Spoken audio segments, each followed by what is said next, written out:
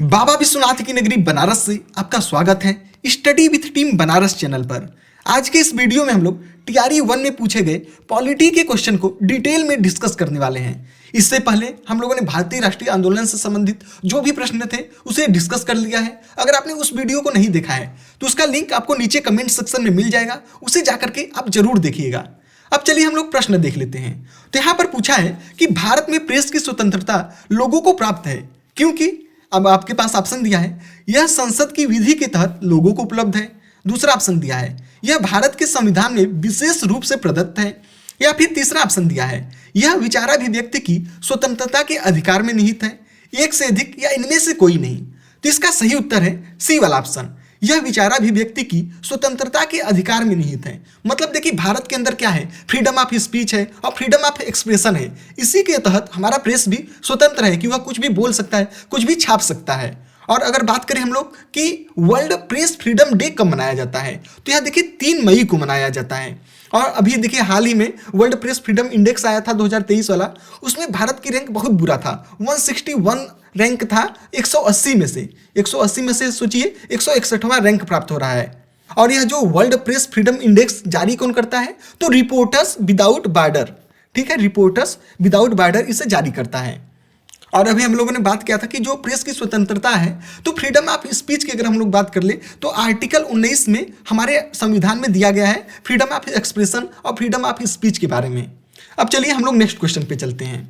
तो इसी तरीके से देखिए हम लोग डिटेल में क्वेश्चन को देखते चलेंगे जिससे कि आपका कॉन्सेप्ट क्लियर होता रहेगा।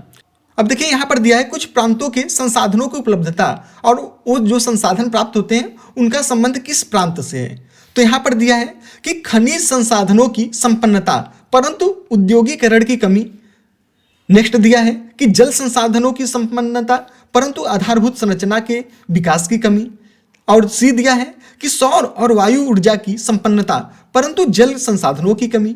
डी दिया है खनिज संसाधनों की संपन्नता परंतु परिवहन और संचार के साधनों की कमी। और इधर दिया है कौन कौन से प्रांत हैं, तो झारखंड, अरुणाचल प्रदेश, राजस्थान और लद्दाख आपको यहाँ पर मिलाना था। तो देखिए इस तरीके के क्वेश्चन में अगर आपको एक भी आ रहा है, जैसे आप तो ये जानते ही होंगे कि जल संसाधन की कहाँ पर कमी है, तो राजस्थान में कमी रहती है, लेकिन वहाँ पर सौर ऊर्जा और वायु ऊर्जा तो काफ़ी ज़्यादा मात्रा में है, वहाँ पर गर्मी भी पड़ता है और हवा भी चलते रहता है, इसलिए राजस्थान में क्या हो जाएगा, सी वाले का देखिए 3। अब ऑप्शन में आ जाइए, देखिए कहीं पर आपको दिख रहा है सी का 3, तो अगर आप देखेंगे तो यहाँ पर बी वाला ही ऑप्शन ऐसा है जहाँ पर सी का 3 मिल रहा है।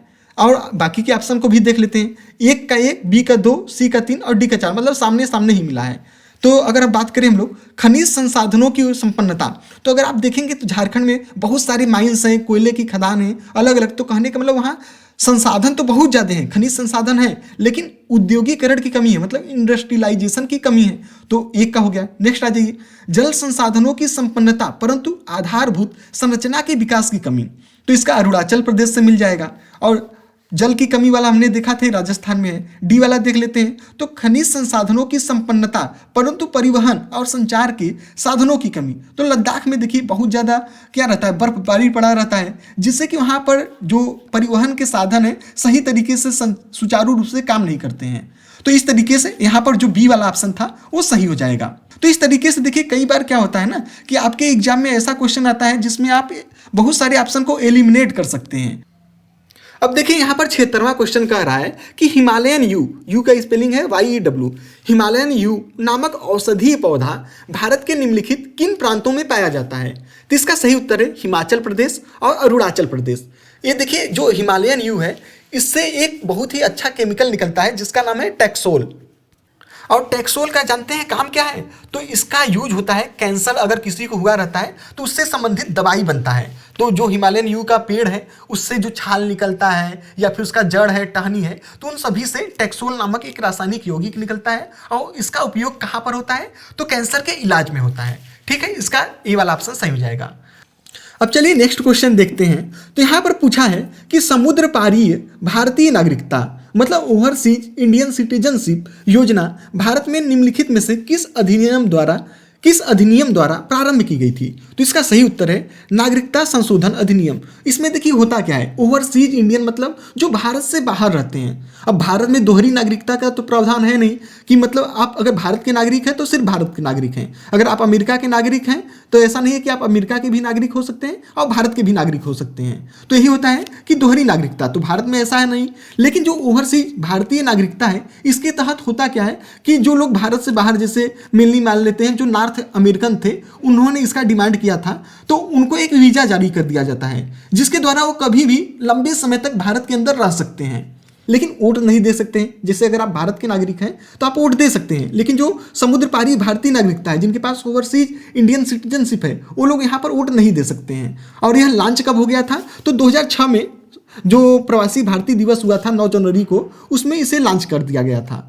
यहाँ पर ए वाला ऑप्शन इसका बीपीएससी ने सही उत्तर माना है। अब चलिए नेक्स्ट क्वेश्चन पे चलते हैं। तो यहाँ पर दिया है निम्नलिखित में से कौन सा भारत में कठोर जाति व्यवस्था के लोप होने का मुख्य कारण है? तो ठीक है, यहाँ पर देखिए संविधान तथा इसकी आधारभूत संरचना। दूसरा दिया है सामाजिक सुधार और आर्थिक विकास, ये भी सही है। साक्षरता एवं शिक्षा विकास, तो सी वाला भी ऑप्शन सही है, मतलब इसमें एक से अधिक, डी वाला ऑप्शन सही हो जाएगा। तो यहाँ पर पूछा था कि जैसे पहले क्या था, भारत में बहुत ज़्यादा कठोर जाति व्यवस्था थी, मतलब जो उच्च जाति और निम्न जाति वाला बहुत ज़्यादा व्यवस्था चलता था। लेकिन समय के साथ साथ जैसे लोग साक्षर हुए, समाज में सुधार हुआ और आर्थिक विकास भी हुआ लोगों का, और हमारा जो संविधान में भी जैसे अगर बात करें आर्टिकल 17 की, तो अस्पृश्यता का जो था उसे हटा दिया गया था। तो इस तरीके से यहाँ पर डी वाला ऑप्शन सही हो जाएगा। अब चलिए नेक्स्ट क्वेश्चन देख लेते हैं। तो यहाँ पर पूछा है कि भारत की केंद्रीय सरकार का पंचायती राज मंत्रालय निम्नलिखित में से किस वर्ष निर्मित किया गया था? तो यह 2004 में निर्मित किया गया था। अब चलिए नेक्स्ट क्वेश्चन देखते हैं। तो यहाँ पर पूछा है कि इनमें से कौन विश्वास करता था कि एक साम्यवादी समाज भविष्य का प्राकृतिक समाज है? साम्यवादी समाज मतलब कम्युनिस्ट समाज। तो इसका सही उत्तर है कार्ल मार्क्स। अगर हम लोग कम्युनिज्म की बात करें तो यह ऐसे समाज की कल्पना करते थे जहाँ पर कोई ऊंच नीच न हो, कोई अमीर न गरीब न हो, कोई बॉर्डर न हो। तो इस तरीके का जो कॉन्सेप्ट है वो कम्युनिज्म का कॉन्सेप्ट है।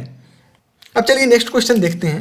तो यहाँ पर पूछा है कि इनमें से कौन दी सोशल कॉन्ट्रैक्ट पुस्तक का लेखक है? तो इसका सही उत्तर है Jean Jacques Rousseau. Jean Jacques Rousseau ने कौन सा किताब लिखा है? तो दी सोशल कॉन्ट्रैक्ट बुक लिखा है। अब चलिए नेक्स्ट क्वेश्चन देख लेते हैं। तो यहाँ पर देखिए पूछा है कि निम्नलिखित आंदोलनों में से किसका भारतवर्ष के अंतर्गत बहुउद्देशीय परियोजनाओं के विरुद्ध शुभारंभ किया गया था? नर्मदा बचाओ आंदोलन, टिहरी बांध योजना, चिपको आंदोलन, एक से अधिक या इनमें से कोई नहीं? तो देखिए जो नर्मदा बचाओ आंदोलन और टिहरी बांध आंदोलन, इसका सही उत्तर हो जाएगा, इसलिए एक से अधिक मतलब डी वाला ऑप्शन सही हो जाएगा। अब चलिए थोड़ा सा नर्मदा बचाओ आंदोलन के बारे में और टिहरी बांध योजना और चिपको आंदोलन के बारे में डिटेल में डिस्कस कर लेते हैं। तो अगर बात करें नर्मदा बचाओ आंदोलन का, तो ये 1985 में शुरू हुआ था।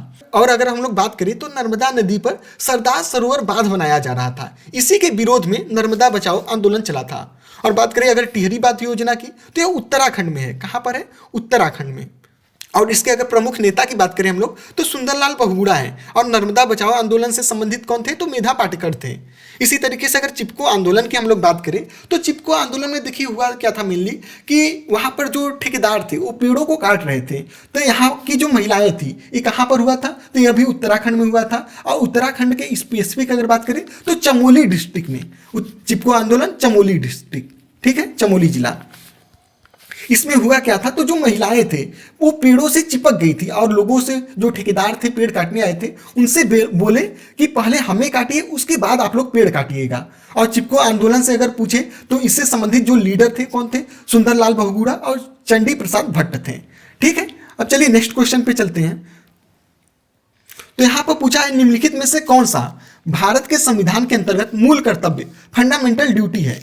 तो यहां पर दिया है देश की एकता एवं अखंडता को कायम रखना, बी दिया है प्राकृतिक पर्यावरण को सुरक्षित रखना, सी दिया है अपने बच्चों को शैक्षिक अवसर प्रदान करना। तो देखिए तीनों सही है, इसलिए डी वाला ऑप्शन एक से सही हो जाएगा। अगर बात करें हम लोग भारतीय संविधान में मूल कर्तव्य की, तो लिया कहां से गया है? तो रूस यूएसएसआर से लिया गया है। ठीक है, और अगर बात करें किसकी सिफारिश पर, देखिए कई बार पूछता है कि मूल कर्तव्य किसकी सिफारिश पर हुआ था, तो स्वर्ण सिंह कमेटी बनी थी, इसी के सिफारिश पर 11 जो मूल कर्तव्य हैं उसे संविधान में जोड़ा गया था। और अगर बात करें किस भाग में है, तो भाग 4A में हमें मूल कर्तव्य के बारे में देखने को मिलता है। अब चलिए नेक्स्ट क्वेश्चन पे चलते हैं कि पाकिस्तान और द पार्टीशन ऑफ इंडिया किसने लिखा है? तो डॉक्टर भीमराव अंबेडकर ने इस किताब को लिखा है। और यहाँ पे देखिए मोहम्मद इकबाल दिया है, तो मोहम्मद इकबाल ने मजहब नहीं सिखाता आपस में बैर रखना, इनका एक लाइन बहुत ही ज्यादा फेमस है। अब चलिए नेक्स्ट क्वेश्चन देखते हैं। यहाँ पर पूछा है कि आयरलैंड को जबरदस्ती यूनाइटेड किंगडम यूके में कब मिलाया गया था? तो 1801 में आयरलैंड को जबरदस्ती यूके में मिला लिया गया था। नेक्स्ट क्वेश्चन देखिए क्या पूछा है कि सर्व शिक्षा अभियान किसने प्रारंभ किया था? तो यह देखिए 2001 में हुआ था, अटल बिहारी वाजपेयी के समय में। और इसका देखिए लक्ष्य रखा गया था 2010 तक के लिए कि जो 6 से 14 साल तक के सभी बच्चे हैं सभी को प्रारंभिक शिक्षा दे दिया जाए। और 9वीं पंचवर्षीय योजना के दौरान इसे लागू किया गया था, सर्व शिक्षा अभियान प्रारंभ हुआ था। अब देखिए नेक्स्ट क्वेश्चन क्या पूछा है कि श्रीलंका कब स्वतंत्र हुआ था? तो श्रीलंका 1948 में स्वतंत्र हुआ था। और स्पेसिफिक डेट अगर बात करें तो 4 फरवरी 1948 को किससे आजाद हुआ था? तो यहां पर भी देखिए ब्रिटिश लोगों का शासन था। ठीक है, तो सी वाला ऑप्शन इसका सही हो जाएगा। नेक्स्ट क्वेश्चन देखिए क्या पूछा है कि अन्नपूर्णा योजना राशन कार्ड किसके लिए है? इसका सही उत्तर है वृद्ध व गरीब लोग जो 65 साल से अधिक हों। 65 साल से अधिक जो गरीब लोग हैं उनको यहाँ पर फ्री में अनाज दिया जाता है। जिनको पेंशन नहीं मिलता है तो उनके लिए सरकार ने योजना निकाला है अन्नपूर्णा योजना, और जिनके पास ये राशन कार्ड रहता है उनको फ्री में अनाज मिलता है। तो ये वाला ऑप्शन यहाँ पर सही हो जाएगा। इस तरीके से देखिए हम लोगों ने पॉलिटी के क्वेश्चन को डिस्कस कर लिया है, और इसके बाद नेक्स्ट वीडियो में हम लोग इसके आगे जो ईवीएस वाले क्वेश्चन है इसे डिस्कस करेंगे। तो इसलिए अगर अभी तक आपने चैनल को सब्सक्राइब नहीं किया है तो कर लीजिएगा। धन्यवाद।